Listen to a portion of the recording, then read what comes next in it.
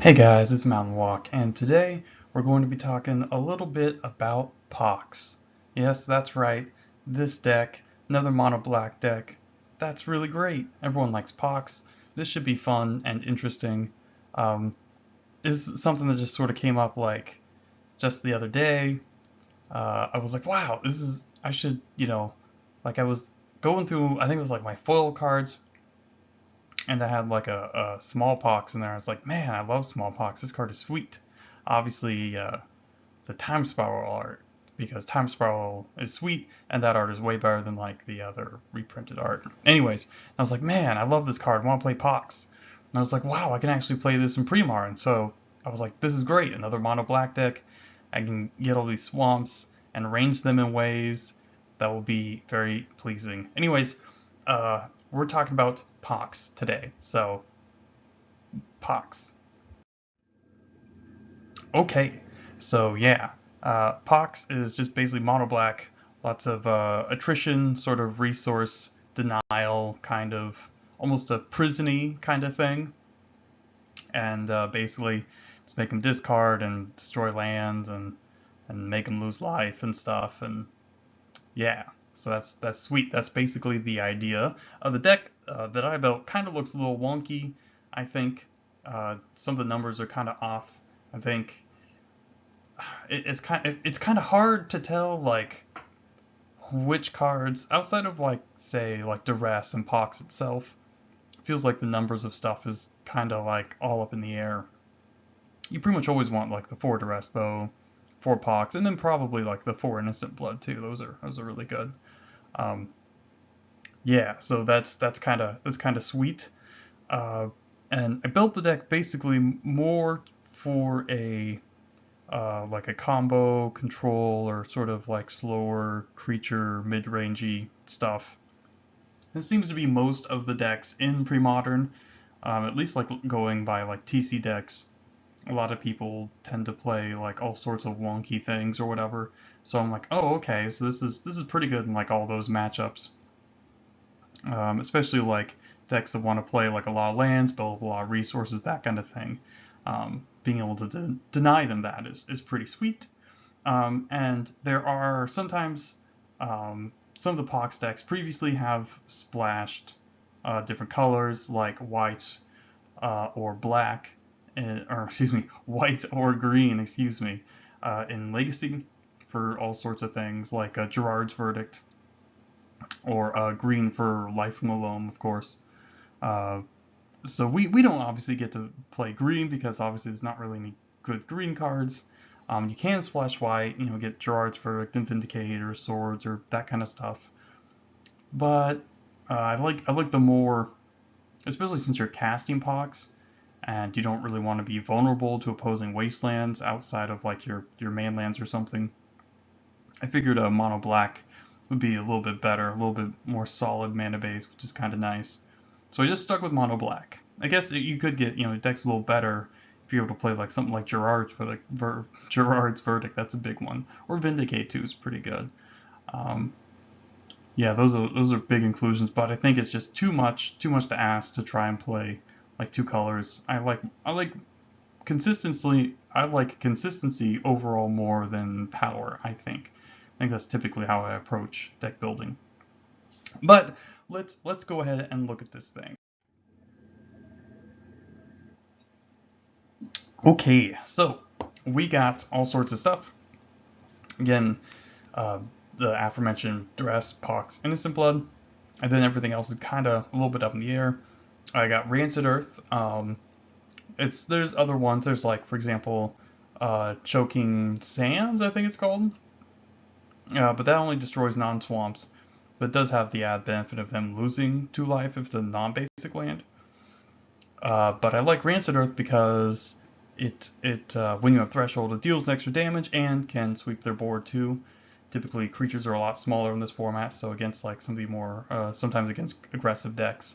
But also, one of the bigger reasons is like I've seen like the some of the opposition like Squirrel Nest kind of decks, and Rancid Earth was like tech back in the day against like Squirrel Nest. So you can destroy the land the Squirrel Nest is enchanting, and if you have Threshold, you can kill all the squirrels too. pretty sweet. We got, Curse Scroll, which is again more removal, but also doubles as a win condition, of course. And it's colorless, which is great. And it just costs 1 mana to cast, and you can use it as an instant. That's awesome. Again, Diabolic Edict is just more creature removal. It's an instant. I like it. It's probably better than Chainer's Edict. You typically won't get up to 7 mana to flash that back, and being an instant is pretty important. Funeral Charm. Talk about instant. This is an instant speed discard, so you can either kill like mana birds and crap like that, or you can like if they're down to 1 card or during their draw step, you can Funeral Charm them during their draw step to make them discard that card, which is sweet. I like that a lot. And probably the wonkiest one is Bottomless Pit. So this is almost kind of like a lock piece, because it's pretty much just persistent, perpetual discard. Just keep discarding, which is sweet. And this is another card I kind of added to make the deck a little bit better with Dark Ritual. So yeah, you always like being able to ritual that out on the first turn is super cool, because then like start discarding stuff and really denying them a bunch of cards.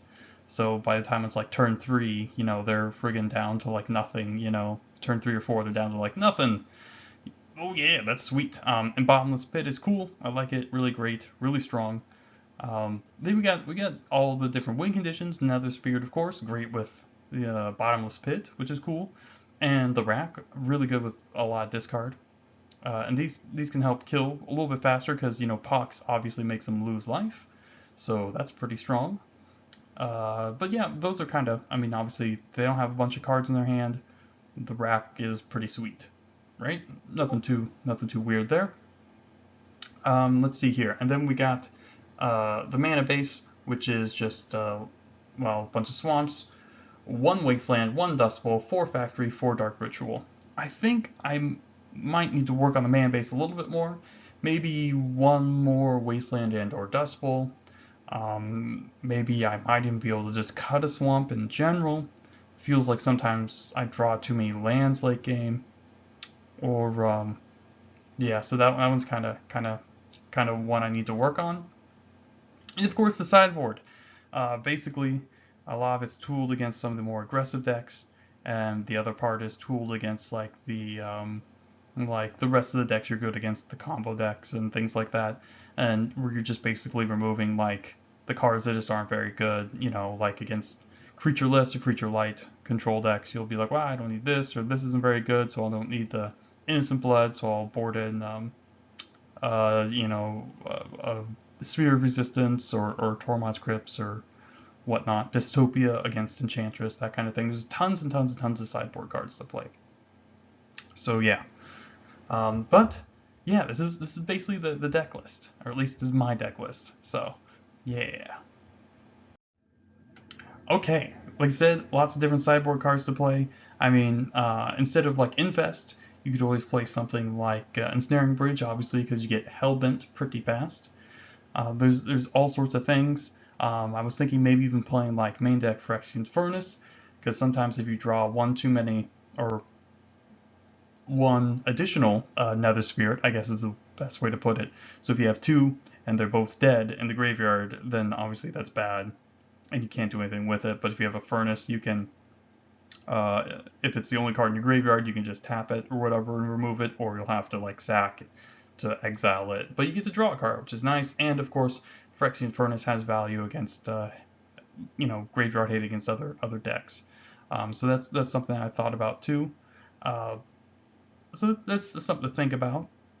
Then there's other sideboard cards that people play against you. I mean, obviously, you're probably not going to see something like Compost. That's pretty unlikely. But it is an option. Thankfully, you have Dystopia for that. I mean, sometimes some of the green decks will play all sorts of wonky stuff, so you never know. And then, of course, obviously, Dystopia is good against white decks too. Good with Dark Ritual. It does all sorts of cool stuff. Yeah, I really like Dystopia. That's a sweet card. Glad I could play with that again. And there's lots of different win cons. So I don't play any Chimeric Idol because it does have sort of like negative synergy with Mishra's Factory, and I think I like Mishra's Factory a little bit better. Chimeric Idol is good though, and I'm feeling like maybe I should play a split of like instead of 3 Nether Spirits, like 2 spirits and then 1 Chimeric Idol. But it is a little bit slow, which is kind of a problem. But it is, it is a good card. It does dodge like, rafts and all sorts of other sorcery speed removal, that kind of thing. So hard to say, hard to say. Uh, and and this is kind of funny. I was like thinking like, well, I feel like I'm playing one too many swamps. Maybe I could play like another mainland. And I was like, wait, wasn't there like a black one from like Urza's Legacy from that cycle? I think I played all of them except for Spawning Pool, which is the one that turns into like a 1/1 where you can play a black to regenerate it. I was like, wow, that actually might be kind of good here as like a one or two of maybe. But it was really funny. I was watching like a pre-modern video. I think it was like cardboard conversation at the end. Like they mentioned something about spawning pool, and I was like, ah, that's funny. Great minds, right? Uh, spawn I'm pretty sure I've never played with spawning pool, and I don't think I've ever seen someone play with spawning pool. But hey, this might actually be the deck where it's like, yeah, you want a fifth mainland, and spawning pool's the best you can do. So that's kind of cool. That's kind of cool. But the big problem for this deck, I think, would be aggressive decks because they don't really mind getting hellbent, and a lot of times the discard isn't as good against them. Uh, so anything like Sly or Stompy, 10 land Stompy or Goblins, whatever. So that's why you have the things like Spinning Darkness on the board, Infest, Engineered Plague. Engineered Plague does hit a lot of other things too. So if you're against like Landstill or any of the decks that play Decree of Justice, obviously you can name Soldier with that. So that might be useful there too. And just like the creature decks in general, a lot of them just be like, I don't know, name Human or something. So that's kind of cool. So there's all sorts of options. But yeah, aggro decks, they seem a little bit underrepresented. Any of the super fast aggressive decks. So they seem a little bit just underrepresented in general, in compared to like the other archetypes in pre-modern. And so I'm like, oh well, this is good because obviously uh, Pox is better against the slower decks. The decks want to build up and play the card advantage and resource game. Uh, so yeah, that's pretty sweet. And that's kind of the cool thing about it. You get to, man, this deck makes you do a lot of math, which is kind of interesting. Because obviously you're going to be like poxing people. So if you pox someone from 20, they lose 7 life, that kind of thing. And so like if you pox someone, say with 3 lands in play, they have to sacrifice one of them. If you pox someone with 4 lands in play, though, they have to sacrifice 2 lands. And same thing with cards and creatures and so on and so forth. So like oftentimes you can just get a whole bunch of cards and stuff, which is really sweet. Sometimes it's even worth like ridding out Pox, like first turn ritual Pox, sacrifice some lands and stuff and whatever. The next turn just be like, bam, I'm gonna play a duress, and then turn after that play like a rack or whatever. Like, yeah, and then you get and first turn Rit Pox is actually good because you can use it as a discard outlet for your Nether Spirit, and then the Nether Spirit comes back and boy, it starts going to work. Nether Spirit actually is one of the other reasons why I play 3 Nether Spirits. Is Nether Spirit is pretty solid against the aggressive decks, of course, as an infinite blocker. Um, but yeah, sometimes they just get too many creatures out so they can go around it, or they will burn it or whatever. 3 Nether Spirits is good against the white decks that play Plow too, because if you draw another one, then that's fine. Whereas normally if you draw like an additional Nether Spirit against some decks, it's like kind of bad if they're able to kill them both. So just kind of depends. But yeah, the do Pox and all the math and stuff is kind of like that. And so like kind of the dance of like, okay, if they have 7 cards in hand or 7 lands in play, like they sacrifice 3 of them, or all that kind of stuff is kind of cool, kind of interesting. So yeah, I think that's pretty sweet. I mean, they don't really make cards like that anymore. Where you have to do math. Like I think Pox is like kind of the quintessential card where you're like doing like a bunch of math. Maybe like Fireball or something. You're probably like adding. You're like, well, okay, pay this much and then pay one. How many times and then da da da da da. But Pox, yeah, that's definitely one where I'd probably want to print out like a little sheet and be like, all right, so if you're at this life, You'll lose this much life. If you're at X life, you lose this much life, and then so on and so forth. That might be kind of useful. Because I know like a lot of times when I'm like playing Magic and I'm thinking about stuff, I'm not really like, sometimes I'll just do math poorly. I'll be like, wait, crap, I forgot. It's actually not this one, it's this one. So that the little bit of a cheat sheet might be kind of useful, I think. But yeah, I'm thinking maybe I should play another Curse Scroll or something. That's a good card. Maybe there's all sorts of other additional cards you can play. For example, Cabal Therapy. That's a good card with uh, Nether Spirit, or I guess any of your other creatures in a pinch. Let's see, you also have things like Blackmail. Blackmail is actually pretty good, especially when your whole goal is just to get them to less than 4 cards or whatever. So Blackmail then becomes like basically just like a 1 mana sort of Thoughtseize, painless Thoughtseize. So that's kind of cool. It can hit lands too, which is sweet. Yeah, there's all sorts of different cards you can play. I guess you could play even like a greater uh, oh shoot, what's the word we're looking for? Greater emphasis on land destruction with more wastelands or something, or ice quakes, that kind of thing. But I wanted a little bit of everything. I think that's pretty good. But yeah. Oh, also I should mention the Jester's Cap in the sideboard may look a little wonky, but sometimes people will board in all sorts of weird stuff against you. So who even friggin' knows? So I'm like, well, one Jester's Cap is good just to like friggin' get rid of all that crap.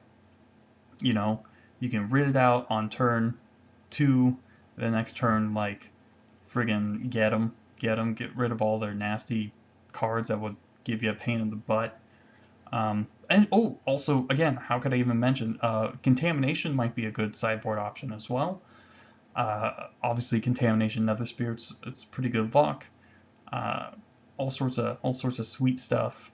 You can't play Powder Keg. Powder Keg's really great, but obviously you play like the Rack and Curse Scroll, and so that's not good synergy there. Not good synergy there.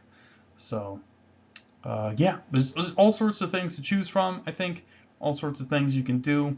Really wish I could play Hymn to Turok and Sinkhole, but hey, what are you gonna do? You do get to play uh, Antiquities racks, which are cool. Like that's a cool looking card, uh, just like Black Vice. Oh boy, you play like Black Vice from Antiquities.